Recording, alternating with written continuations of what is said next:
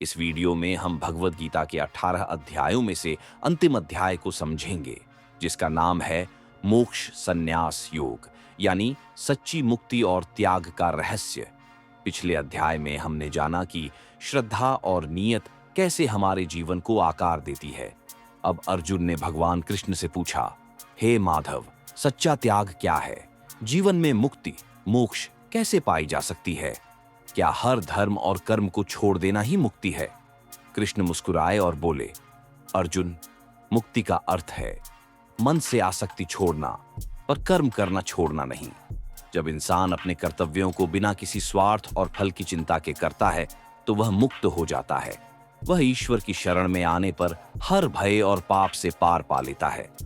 फिर कृष्ण ने कहा, सर्वधर्मान् परित्यज्य मामेकं शरणं व्रज, अहम त्वा सर्व पापेभ्यो मोक्षयिष्यामि मा शुचः। इसका अर्थ है, सभी धर्मों और कर्मों का अहंकार छोड़कर केवल मेरी शरण में आओ, मैं तुम्हें हर पाप और दुख से मुक्त कर दूंगा, डरो मत। इस अध्याय को बेहतर समझने के लिए हम आरुष की कहानी सुनेंगे, जो आपको इसके असली अर्थ को जीवन में अपनाने का सरल तरीका बताएगी।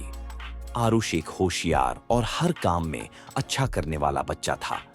वह पढ़ाई में भी आगे था, खेलों में भी और घर के कामों में भी। लेकिन धीरे धीरे वह थकान और उलझन महसूस करने लगा। वह सोचता, मैं इतना सब कर रहा हूं, फिर भी मुझे शांति क्यों नहीं मिल रही? एक दिन उसकी टीचर ने कक्षा में पूछा, अगर तुम्हें सिर्फ एक दिन अपने मन मुताबिक जीने का मौका मिले तो तुम क्या करोगे? सब बच्चे बोले, मैं पूरा दिन खेलूंगा, मैं फिल्में देखूंगा। लेकिन आरुष चुप रहा। उसने कहा, मैं सोचूंगा कि मैं इतना थकता क्यों हूं और जीवन का असली मकसद क्या है। उसकी मां ने यह सुना और मुस्कुराई। उन्होंने समझाया, बेटा, भगवान कभी नहीं थकते, क्योंकि वे कर्म करते हैं पर उसके फल की चिंता नहीं करते। जब हम हर काम को प्रेम और सेवा भाव से करते हैं, तो हम भी हल्का और आजाद महसूस करते हैं। आरुष ने तय किया कि अब वह हर काम बिना डर और बिना लालच के करेगा। उसने पढ़ाई को बोझ नहीं, ज्ञान पाने का माध्यम समझा।